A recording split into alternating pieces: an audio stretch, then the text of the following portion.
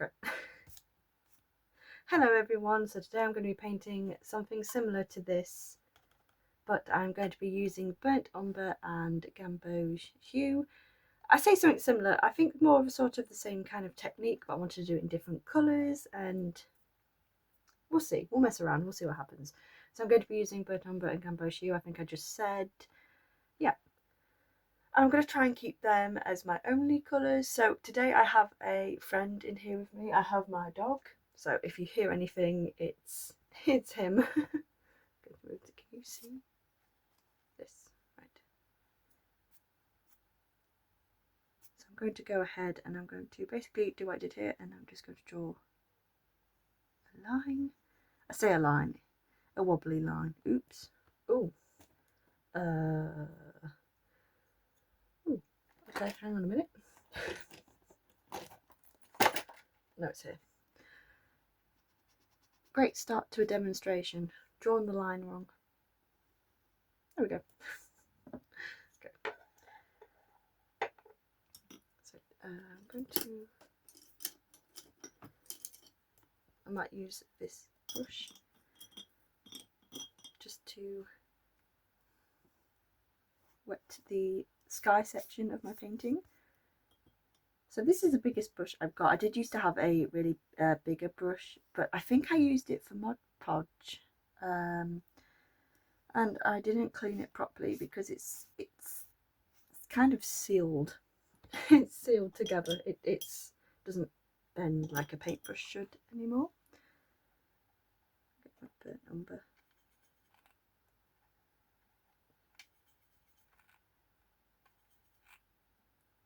Get my gamboge. The sellotape sticking to my jumper. Okay. Line that up.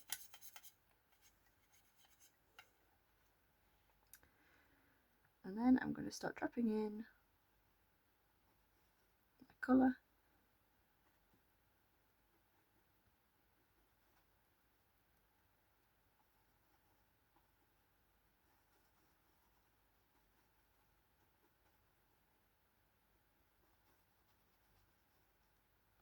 I don't care how it works in the water. Let's pull it up a little bit, just so it gives a bit more colour to the sky, like that. And then I'm probably going to add a little bit more again. Might add a bit more gamboge hue to make a more yellowy colour. Drop that in as well.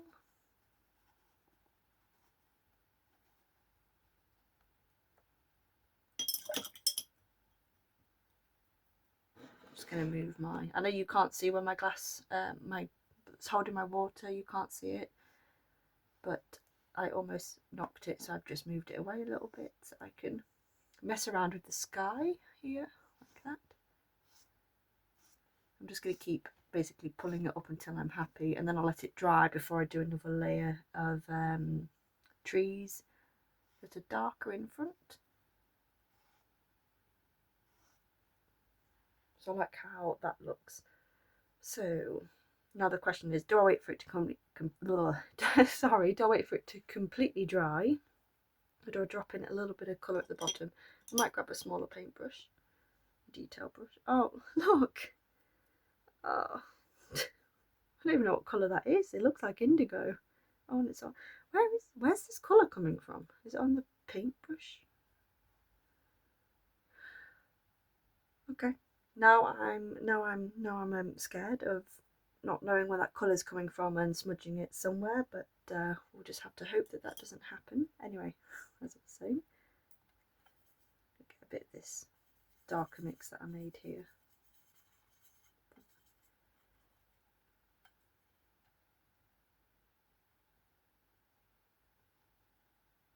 Just drop it in.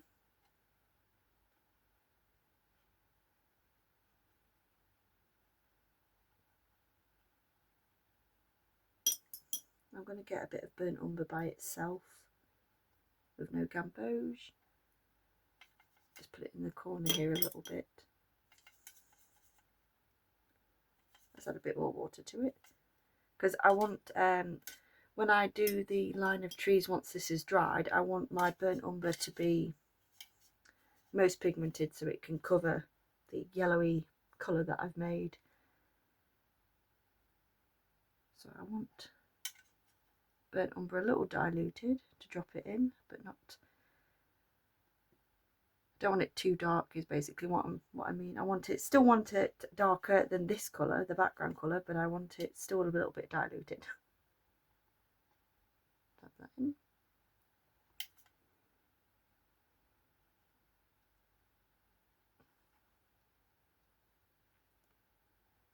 Like that, okay.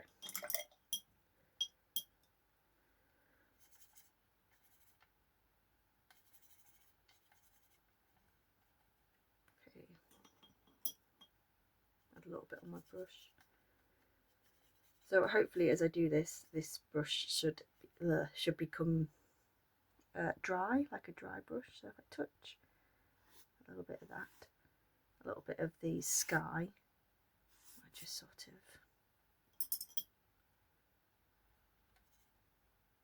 same thing.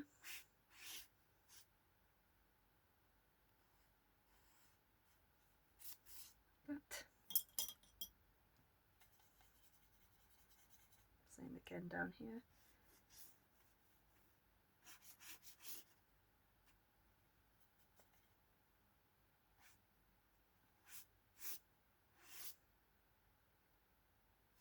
Just nice and random, it doesn't really matter. Those are just our shadowy areas. Now I am going to let it dry. If you were here for yesterday, if you were here for yesterday's video, you know that I got a bit impatient and added too much water. Today, with the orangey version, I am being careful.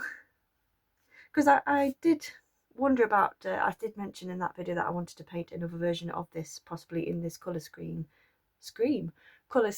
because when I did that I imagined what it looked like in orange, and I could have just painted it in my own time, but I thought I may as well do a video and show you what that would look like, and maybe give you a better video on how not to add too much water, maybe. Because also I did a video a couple of days ago that's in this book that was supposed to be for yesterday's video, but I ended up not having enough time to do the voiceover. I was stopped for time, so I thought I'd paint this now. So we're going to let it dry and I'll meet you back. Okay, so I have adjusted this a little bit, you can see it a bit better, and I have also noticed I think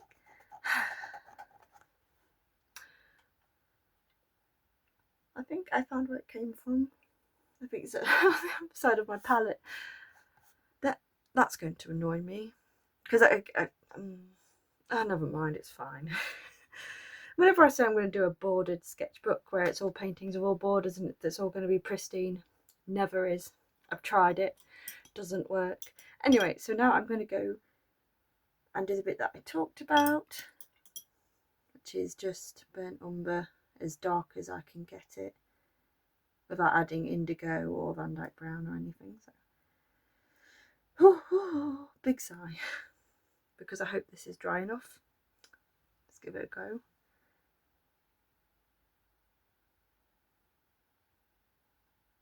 Oh, it is. It is dry enough. So I'm going to add a bit of water just to play around with this a little bit.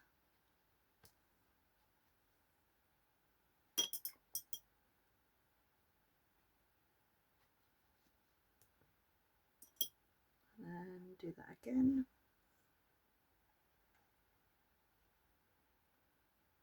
Drop it into the bit of water that I put here when I was adding it to this bit.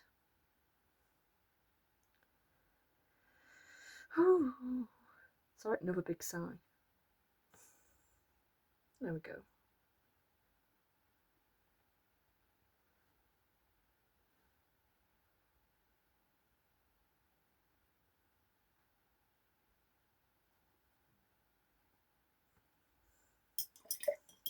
same thing.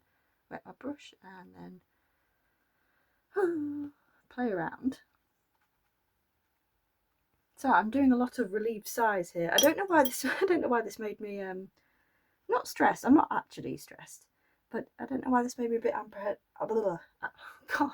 apprehensive. Maybe because obviously yesterday's video, when I had a bit of a lot of watercolour, not a lot of watercolour, a lot of water added to my watercolour, and I had to use a tissue to dab it up quite a lot. So, but I'm not actually stressed, but I'm relieved this is going how I imagined it in my head. Yeah, I like that.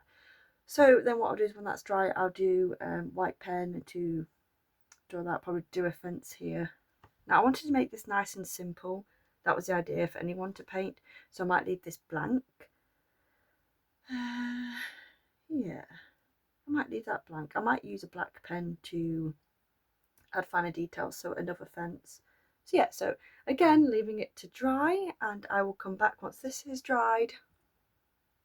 I'm back. I've just realised, you can see it's not dry. I've just realised I don't have to wait for that bit to be dry while I'm doing pen, because yep, I won't touch it. That's fine. There's many times where I've actually done that and put my hand straight in wet watercolour. Yeah, that's happened a couple of times actually. More times than I would like to admit. Yeah. So, right, let's do some, pick a place to put some fence. Oh, yesterday I mentioned that this pen is got a bowed nib. It's wonky, but yesterday when I showed it off, it wasn't actually in focus. There we go. So I'm going to do, now I don't know why, but when I draw fences into my landscapes, they're always wonky. They're never just a straight fence. I tend to do them like that. I don't know why. I think I personally think they just look a bit more interesting if they're imperfect. Because when you walk at farmland, the fences aren't always perfect, and some of them are mismatched because some of them are old, and then you've got new fences that have been put up. Go do a little fence here.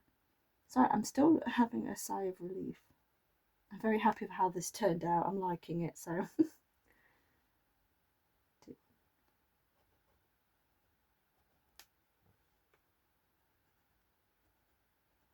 I think this pen is running out. Well, it's either running out, or obviously it could be the bent, broken nib. That could be the problem as well. Okay, I like how that looks. I don't know whether I want to add any more, whether it might ruin it, because I'll probably be doing another fence across here and then using white. So now I will wait for it to dry because I need it to be dry for the white pen. Okay, so now that's dry, and just like yesterday's video, I forced it to be dry. I'm going to start doing just some branches.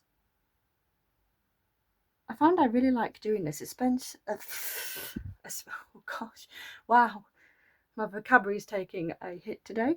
I found that I like using the white pen for winter landscapes, especially for darker colours, for adding branches and trees, and obviously for winter ones it makes it look like it's frosted. Do a few over here as well.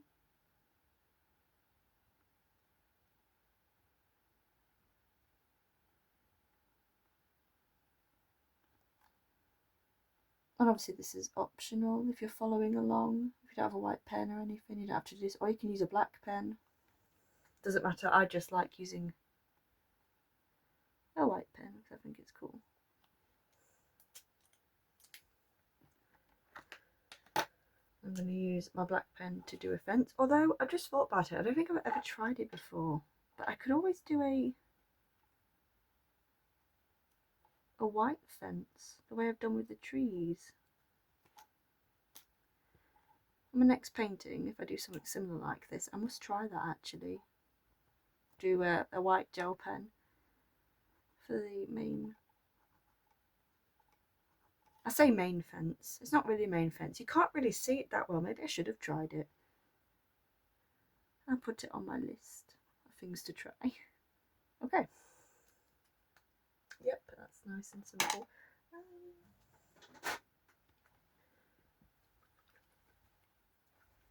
Just getting my white ink to do snow splatters. Now, again, obviously, following along, this is optional. You can either, if you don't have white ink, you can use white watercolours.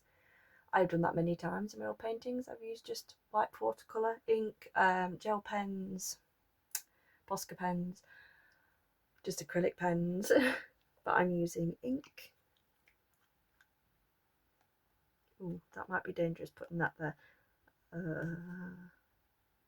I don't think you can see it, but I think it's safer if I put it there. So again, like yesterday, I'm still using this cheap wire brush to do this because I find it's very useful. And I just sort of do that.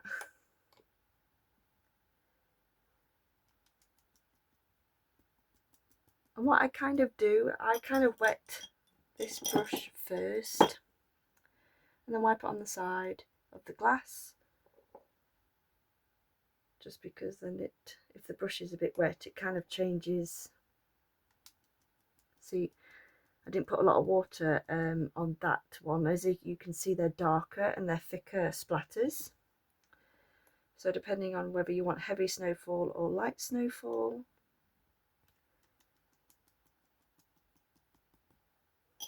I'm going to go for some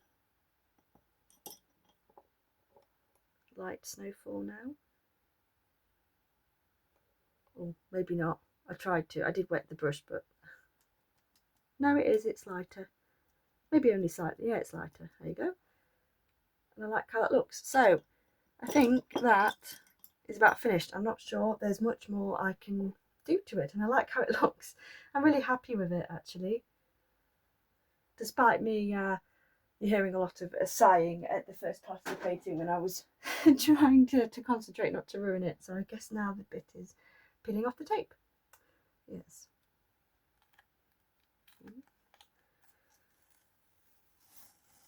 So far during these paintings, taking off the tape, I've been doing quite well actually for not ripping paper.